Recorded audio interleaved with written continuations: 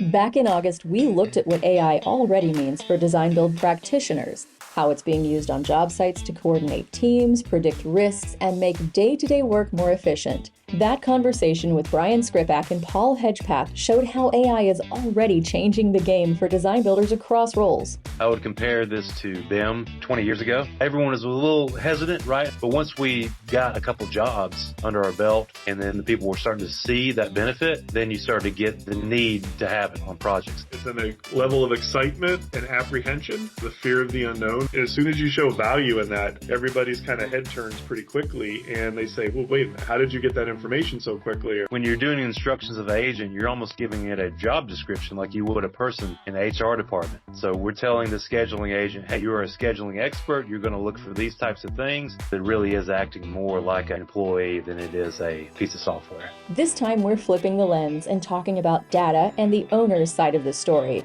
especially how to turn years of scattered information into insight, strategy, and smarter building performance. I am Erin Looney, and this is the Design Build Delivers podcast brought to you by ARKANCE. 3 members of the ARKANCE team actually joined me for this conversation. Jason Kunkel, Nick Miller, and Justin Friedman joined Brian, who himself is a recurring character on the show at this point, and they got granular about where owners can start with AI, what challenges they're facing, and how Design Build's collaborative structure can turn data into action. In our August episode of this show, Brian and I talked to Paul Hedgepath about AI in design build projects, primarily there in terms of its use by practitioners. This time, we're taking a bit of a shift toward the AI design build owner data relationship. So from what we learned in that episode and then our chats to get ready for this episode, it was clear there's one issue for many owners, and lots of issues for owners, but this one issue of dealing with years of fragmented facility data. So why don't we kick the conversation off with that? Jason, talk about those first practical steps for owners to get that data organized and usable. We've got information everywhere. It's parsed out. It's broken out. Brian brought this up in a previous conversation, though. It's that Venn diagram I think we've all seen about people, processes, and technology. And the technology's there. The processes are easy to develop. The challenge is going to be the culture. It's going to be the understanding of how to use it, what to use it. And there are so many factors involved here that we've talked about over the years in terms of training, in terms of understanding and taking risks. But then there's facets that we may not have considered in culture and with our teams before, things like security, things like how do we want our sustainability footprint, things like that are involved in terms of AI that, like I said, we haven't really thought about, we haven't talked about. So it really is going to take kind of a deep look at our internal teams, at what's important to our groups, and how our groups work and what they can accommodate and take on. To me, I'm a nerd. The software is easy. The people are hard. So getting the culture to change, getting the ideas to change, being willing to take reasonable risks is always the hard part. Brian, as our resident DBIA connective tissue, and from what I hear, still a nerd, but also good with people, what do you see? Well, I think, and I appreciate Jason dropping the people, process, and technology. And, looking at that across design build projects in general, the question I was actually going to ask is kind of relaying that back. And Jason, I don't know if you saw our recent primer, the VDC project leaders' roles and responsibilities on design build projects, but that's really looking at leadership from the project team to get the owner that information. And we'll talk more about how that information gets delivered later. But what are you seeing on the owner side with the people, right? Who's leading the charge? We've worked together on projects in the past, having that leader on the owner side. How are you seeing a lot of your owners work to really be the leader on getting that information at the end of the day and then maintaining it? I listened to the last podcast you all did, kind of comparing this to BIM in some ways, and it's a little bit the same way. We certainly found some owners who understood the benefits of BIM right off the bat. They got it, and then there are some out there who said, give me BIM. I want all BIM, which of course is not a thing. And we're seeing that here too. They say, well, I need data for my AI. Give me all the data. And that's just draconian and impossible. So the owners that we're seeing, grasping this and understanding this, already kind of have a good understanding of what information either they have or what information / data they need. It's not just some sort of random concept out there. They get it. It's like, okay, I need to know X, Y, and Z. I don't need to know A, B, and C. And so it's a very easy transition for them to go into, all right, how can I leverage this? What can I do with AI after here? Those are the ones we're having more conversations with. That relationship, Brian, you already said, thank you for bringing up the people, process, technology. I actually have dreams where those words are just in neon lights. Dream, nightmare, you sure? Which one? Call it what you will. And usually I'm trying to run away from those neon lights. But those relationships are important. But obviously, in addition to the relationships, there's also the theory and the buzz and putting that into practice. So owners hear AI, they hear data transformation everywhere. We see article after article about it. We see it just sort of show up in all of our conversations almost. But what does starting that actually look like? Justin, tell us how an owner can assess their data landscape before they even think about bringing in AI tools. Today, when we talk to a lot of owners, right, when we ask them kind of where they're at in the whole data situation and what do they kind of want to do with the data, they're not sure. So I think one of the recommendations that we kind of always put out there is think about the end goal. Like, what do we want to do with the data? What's going to be meaningful for us? And if we can kind of define what that looks like, then we can work backwards.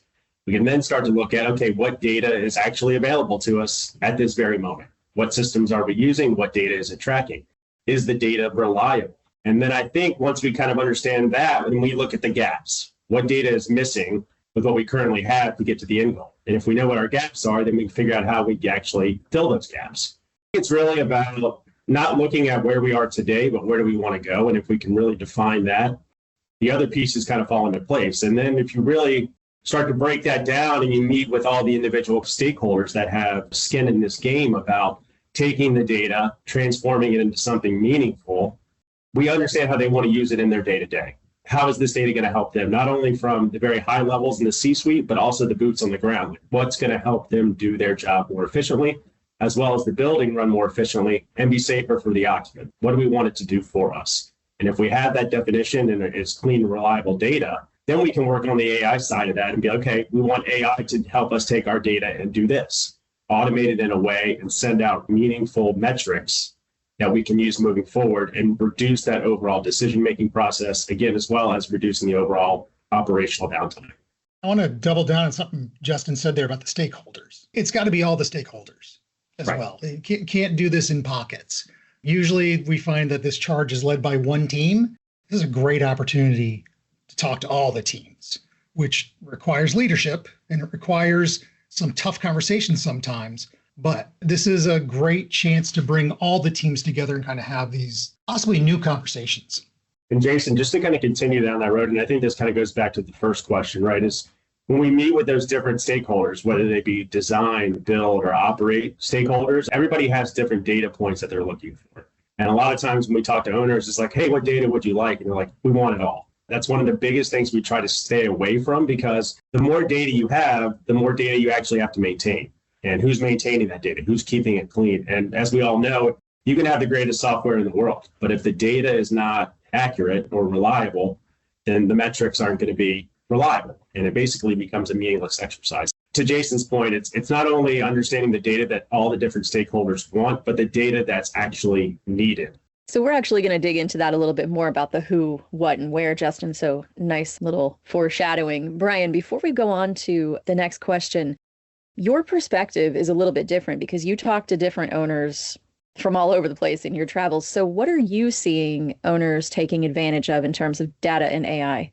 I think it's just what Justin said, right? Owners, they want everything. Hey, it's all there. Just give it to us. We'll figure out how we're going to use it. I think the big challenge there, and I know in my past experiences working with owners, is if they want everything, but they really only need 10% of that, the other 90% is waste. It's waste in the process of structuring it, turning it over, thinking about how they're going to be using it, storing it, doing all these other things, just from a data perspective, let alone how is that informing some AI application to benefit them down the road. So if that's immediately becoming outdated, it's wasteful, it's just not a strong piece of the puzzle, it's not going to drive value in that. Going back to, as Jason commented our previous conversation, it's like, BIM, I want everything. Well, what do you need to do to maintain it? I think ARKANCE obviously understands that. And, when they're working with clients, being able to drive that? Are there some consistent data messaging that you're seeing, right? Every owner's asking for XYZ kind of perspective.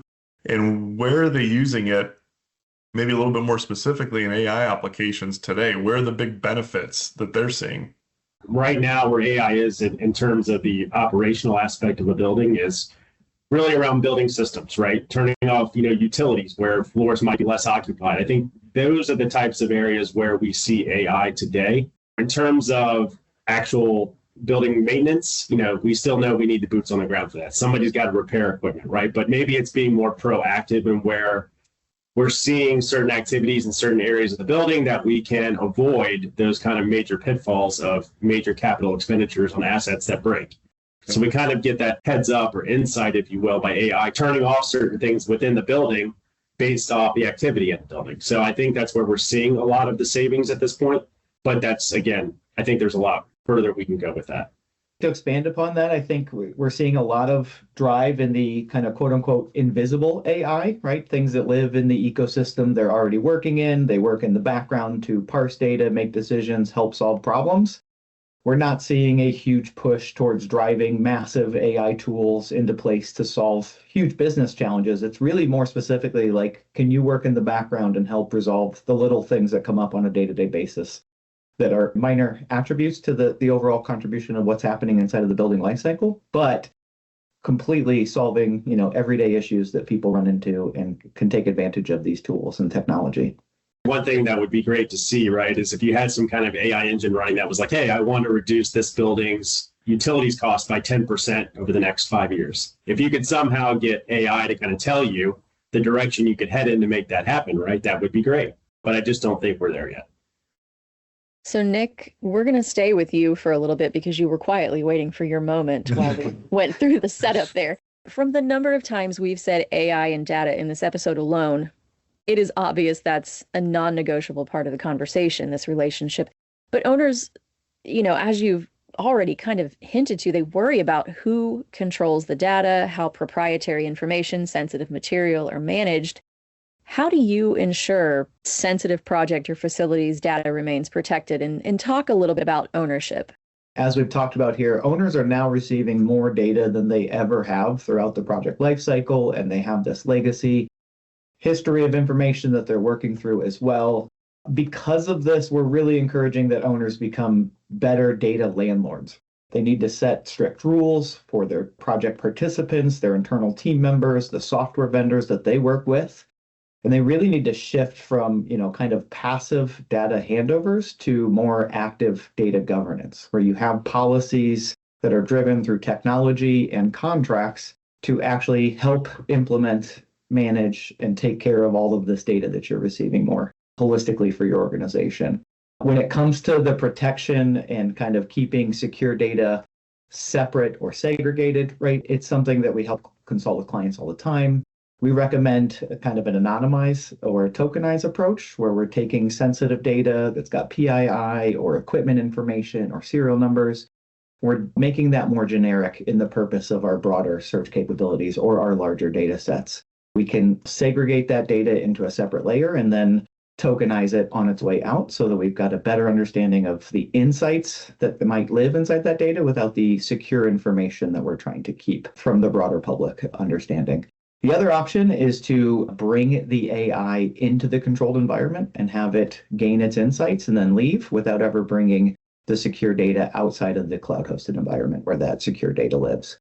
There's kind of two different approaches in terms of keeping data secure. When it comes to owning the IP and the output that happens throughout the project lifecycle, which is where it gets a little bit murkier, right? What we encourage our clients to do is own the output. The output should be your IP. If I'm using an AI model to train for predictive maintenance over the lifetime of a facility, the output of that training exercise should be my IP as the owner, and I should take that with me from the project exercise. That should be something that I mandate and standardize throughout that project lifecycle and ensure that the learnings from the AI tools are something that I take with me as an owner. Okay, so let's move down the road a little bit and look at projects after they're delivered. Once a facility is operational, how are owners defining what data they actually need post-occupancy? Let's kick it off with you, Brian. I think that's an important part of really developing a project delivery standard where the owner, this is where you break down as Jason and Justin talked about, right? What's actually needed, defining very clearly what data is needed, how it's structured, how it's formatted, and how it can be consumed. What owners want varies quite differently. One type of owner versus another is going to have different needs. Sure, there's going to be a lot of overlap, but how are they using industry standards? How are they using common data structures? How are they receiving it? How are they consuming it into their applications, which vary quite widely, is key. So I think much like ARKANCE does with clients, being able to sit down and have that discussion and say, what are you looking for? Let's document it. Let's put it in the front end of your deliverables, in your contract, in a delivery standard that this information is required. It's probably less important about who's delivering it. Let the project team figure that out, right? Because it can come from multiple people. Somebody like a VDC project leader is probably on the design build team, is probably the key aggregator of that and really the gatekeeper, quality control person that's going to receive that information and turn it over at the end of the day. But it's a process that starts before, an RFP, RFQ actually goes out. So once you have that information, kind of sifting through what you have and understanding what's missing, what's needed, that allows you to plan moving forward. Focusing specifically on the owner side of things, and this is more of a question, and I don't know if there's a specific answer. From our end, the work we do, we feel like we've got it nailed down in terms of design and construction, collecting that data, how to organize that data, how to share that data. From the owner's point of view, I've always been curious if there have been changes to specs and requirements in terms of kind of that ongoing data collection. They're going to be in these buildings for 30 years. Are they defining specific rules and expectations around their, mechanical equipment? How they expect that to get collected and organized? We haven't said digital twin yet, so we'll say digital twin now. I feel like that buzzword's got overlooked by AI at this point. But, how are they kind of organizing and defining and requiring that data structure? And from us, the work we do, the people we work with, it's kind of that handover. I don't know, Brian, if you've seen anything in terms of requirements and expectations around that ongoing data collection? I think from our perspective, the clients that I've worked with and still have a relationship with is maintaining and evolving it, right? I think the worst thing you can do is say, we have a standard, here it is, and walk away from it. Having that partnership to make sure it evolves and continues to grow is critical. I think the next step of it is maybe less about what it is, but how you receive the information, which kind of rolls into the whole IoT conversation and that back and forth that you start to see of digital twin, not to start throwing more terminology out there, but how does the facility respond to what you're doing? And this becoming more of a conversation, kind of similar to AI, right? We're capturing this data about how we're using a space. Is it occupied? What is it? What's the thermal comfort of it? All of these different things. Now you're feeding that back into the system. And now how do you respond to it to make sure that you're maintaining things at a consistent level to achieve the performance requirements that have been set? So it's less about what additional information do you want, but how do you consume the information that's available that you're building or your asset is giving back to you, whether that's at a macro level at a building or a campus, or a very micro level, a specific piece of equipment. It's interesting to compare us talking about occupying a building for 30 plus years, in terms of this data, to compare it to actually last month's episode of the podcast where we talked about the physical occupancy of healthcare and education facilities and that planning for the future. And I'm assuming, without having the requisite knowledge, these things do go hand in hand. How you manage your data and how you deal with what you all are talking about certainly impacts how people move and exist within the spaces you're building, because we're talking here about technology and these almost nebulous sort of things that people can't necessarily see when they walk into a completed building to use the space. I'm assuming there is a relationship between what you're talking about and the end user. Am I creating connections that don't exist, or is that fair? I think that's absolutely fair. Nebulous is a great term for what we're talking about now. I certainly think to the end user, it will be invisible. I feel like we need to hit a critical mass of data also before we can really start leveraging this on a large scale. Some of this information has been collected. It might be just kind of floating out there in a data lake somewhere that can get cleaned up. I don't know that a lot of owners have been collecting what we are going to find really useful 5 years from now. I think the chat we're having now is like, okay, get ready, clean up. But I'm really excited for the chat we're going to be having in 2030, which is horrifying to say. But no, it's not, because it gives me an episode for 2030. You're welcome. I would also say, I think the bar is constantly moving. What we know today and how we use data today, like you said, in 5 years, that could be completely different. So I think where AI could also play a part in that is making the pivot easier, potentially. We already kind of have those models established. Maybe AI is going to give us the ability to make those pivots, again, a lot quicker than we normally would, whether it be in one system, manually create new fields, or, and then gather all the data and input and format that data into the correct field so that then fills into other supporting applications like a common data environment and aggregating all the data together. So I think there's also that aspect of it to where, yeah, you're 100% correct. Like right now, the actual users of the space or the occupants of the space, it's behind the scenes for them. They don't recognize it. As long as they're comfortable, they're going to go on about their day. But it's for us as owners as well as operators of the building, that's where we really see the benefit is in our day-to-day of how we're maintaining the facility, the things we actually have to fix. If we can, again, change that and make it more, again, proactive versus reactive, we see it on both sides where operators get to spend their time doing something else within the building that needs to be adjusted. Or as owners, we're also seeing the impact financially where we're not spending as much time and money in certain areas of a building where we would if we didn't have this kind of technology in place. The Design Build Delivers podcast is brought to you by ARKANCE, your technology optimization partner, helping design build teams streamline workflows with Autodesk solutions, expert support, and real-world training. Ready to work smarter and faster? Get tools, insights, and schedule your AI readiness check at arkance.us/DBIA. We were just talking about going forward 5 years, but I'm going to go back to 2023. At least since I started here, we've talked a lot about AI. From that August episode that we were just mentioning earlier to last May's conversation about augmented reality, Brian was there too. Several recent posts on the Design Build Delivers blog, all of which I link in the show notes for this episode. This is clearly a topic that's not only not going away, it's ramping up. So Justin, that means we need to think about it much more strategically in our work, which you have said. Tell us, how does the use of AI, particularly in light of what we're saying here about data and the owner's role, how does that change the ownership experience once the ribbon's cut? In the near term, I don't really see it changing that much in terms of the actual maintenance aspect of repairing equipment, things along the way that, again, any building engineer, space planner, facility manager would do. I think where we see it right now is the actual building systems, as we talked about earlier, right? The ability for the building systems to recognize a certain floor is not occupied, so let's turn off the air. Let's turn off the lights. Let's save money where we can save money just by noticing that a certain part of the building is not, again, occupied. But it also comes down to, I think, underperformance of certain areas of the building, and the BMS or the BAS can actually notice that, whether it triggers an automatic alert or creates a work order, whatever it may be, or it orders a part for you. As a part goes down, maybe you have an AI piece that allows you to order inventory based off things that are broken.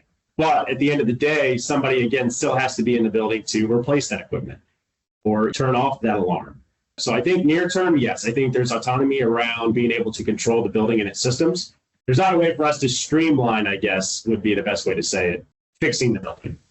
But if we can find a way for AI in the long term to extend that life cycle of being in a building from 30 years to 40 years, right? I mean, that's where I think we're trying to get to. Let's get the most out of the building, and let's not get out of the building simply because it's broken down.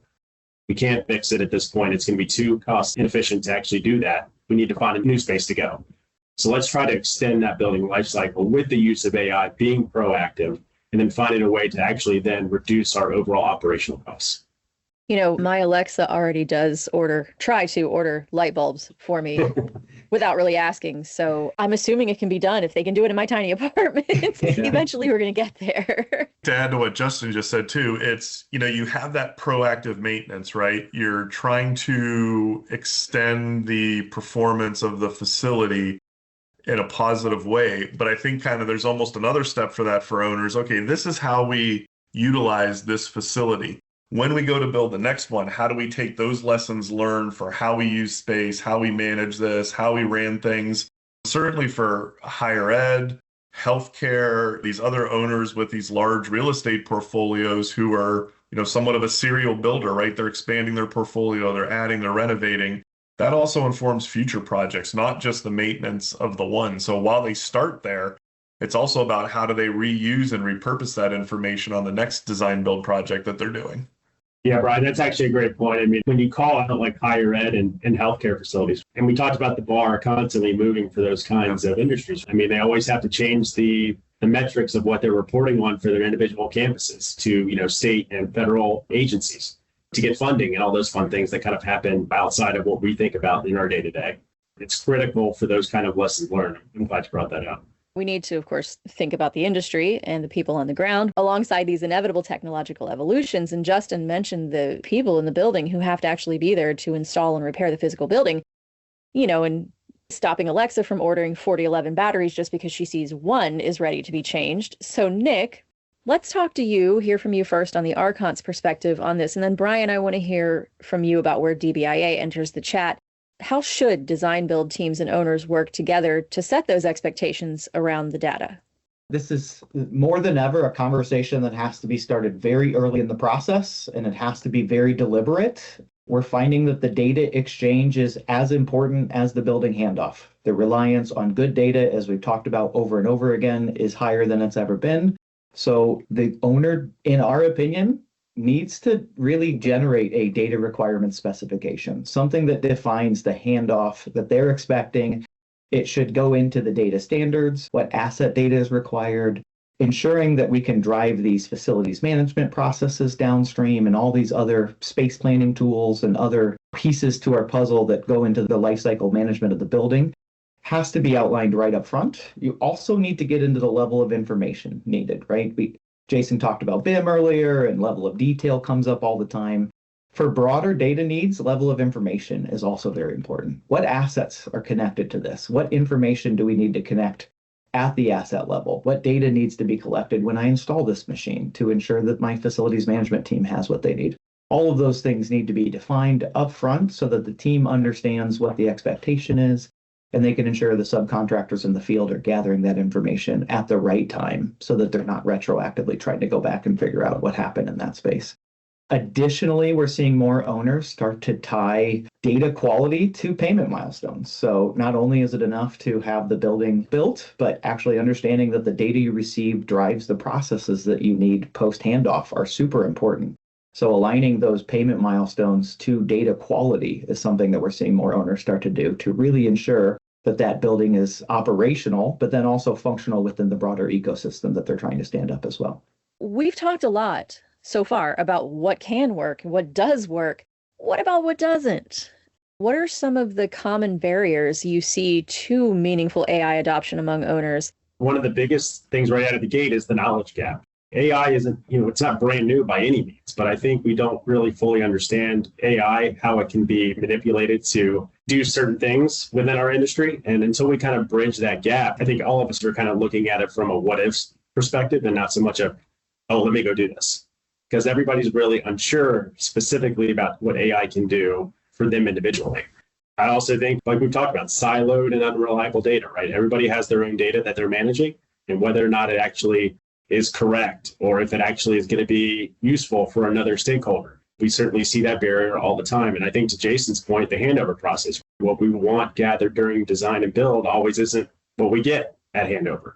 Massive portfolios, owners can have all different types of buildings within their portfolio. So how is AI going to actually manage an organization's different building types, right? I mean, we work with tons of organizations that have a lab. They have office space. I mean, there's all different types of building types. And so having AI being able to essentially operate and autonomize your different building types is also, I think, a barrier. That's one that's not necessarily self-inflicted by any means. Data standards, I think that's one of the biggest things. We also don't see a lot of organizations that have standardized data, and they don't have the standards in place to where at handover they get the data they need so that AI can then potentially transform it into metrics that they're looking for. Out of the gate, those are probably some of the big ones. I want to expand on what Justin talked about, the knowledge gap. There is active white noise around this topic right now. There is People are getting inundated with everything and everything's AI and this is that. And it's just confusing. I think it's just the media and the world coming in and forcing it in on people now is also a challenge.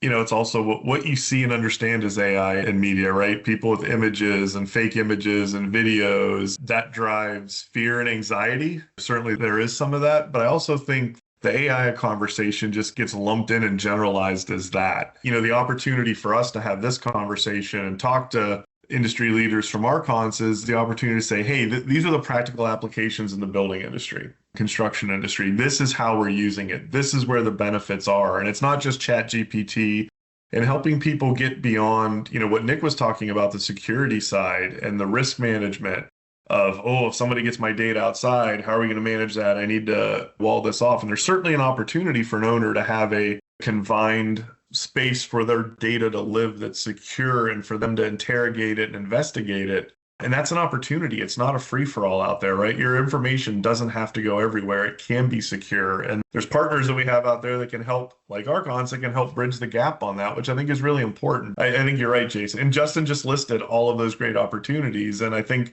that's the part that I feel we lump it into what we see on the news or on social media. And there's so many practical applications beyond that owners can take advantage of it and see real value in. I think we're also missing use cases.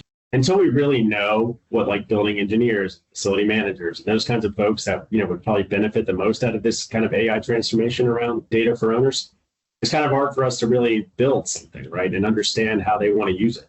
I think right now there's a lot of theory behind it. It's just we don't have the concrete use cases of like, hey, it'd be great if AI could do this for us. And I think we need to start asking those kinds of questions. And I know it's different across different industries, but Brian and I have talked about this at length. There is the ongoing fear of go back to old South Park, they're going to take our jobs.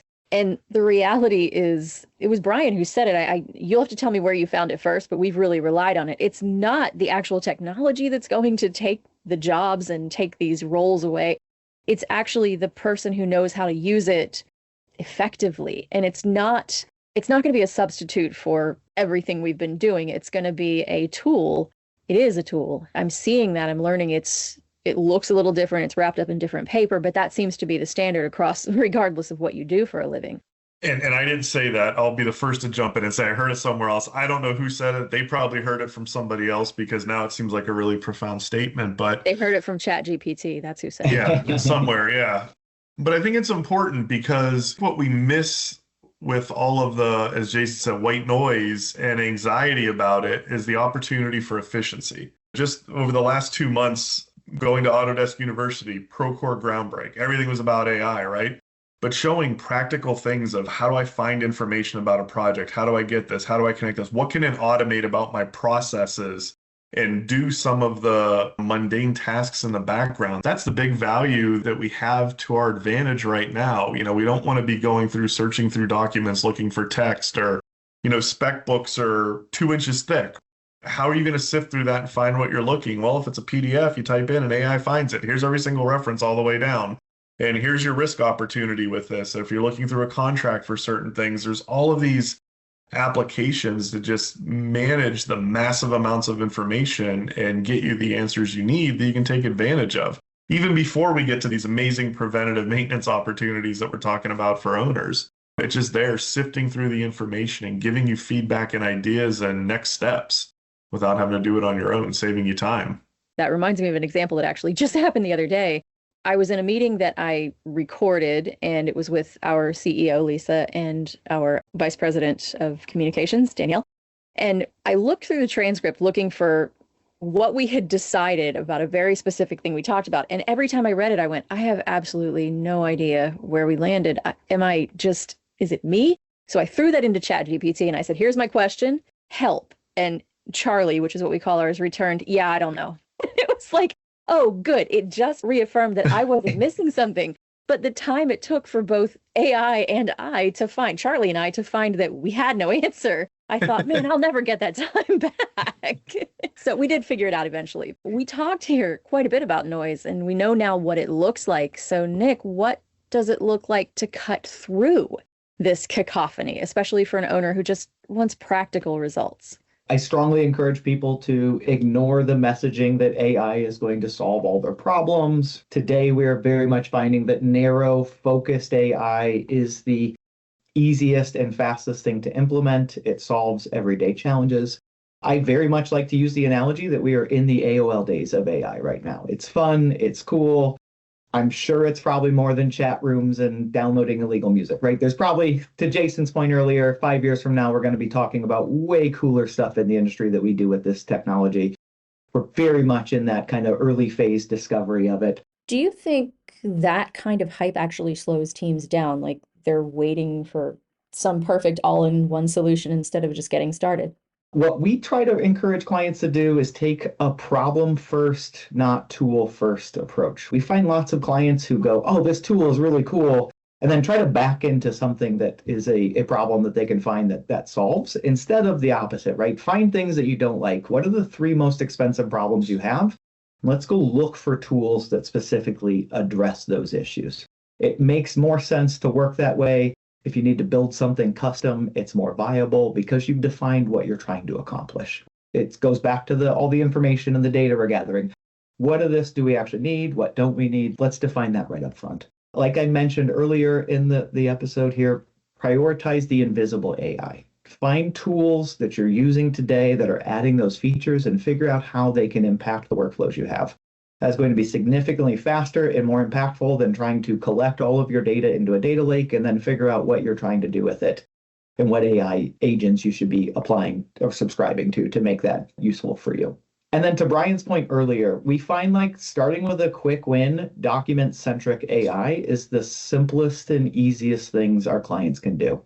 You've got this huge repository of data available to you. It's your historical tribal knowledge of everything you've ever done. Apply an AI to that and allow it to make it easier for you to find those and surface those insights. Have we ever done this before? When did we tackle this? Where did we use that roofing membrane? All of those things are simple, they're easy to implement, and they can gain immediate and tremendous value today from the data that you already have available to you.